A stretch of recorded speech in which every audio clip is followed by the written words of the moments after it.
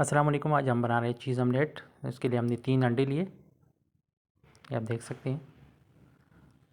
थोड़ी सी mix vegetable काट के डाल दिया, टमाटर, प्याज, हरा धनिया और हरी मिर्च। अभी मिक्स कर दिया अच्छी तरह। इसमें फ्राई पैन में 1 टेबल स्पून के बराबर ऑयल लिया। नॉन स्टिक फ्राई पैन है हमारे पास। ये आप देख सकते हैं, बहुत प्यारा ऑमलेट बना हुआ है। इसी तरह पलटा दीजिएगा।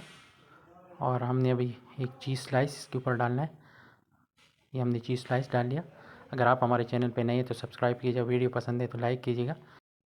वीडियो को बिल्कुल भी स्किप मत करें, वरना आपको उस तरह समझ नहीं आएगा ये सब बना हुआ है। ये हमने टमाटर लिए, इसको ग्रिल करेंगे हल्का सा नॉन स्टिक फ्राई पैन में, उसी फ्राई पैन में जिसमें हमने ऑमलेट बनाया।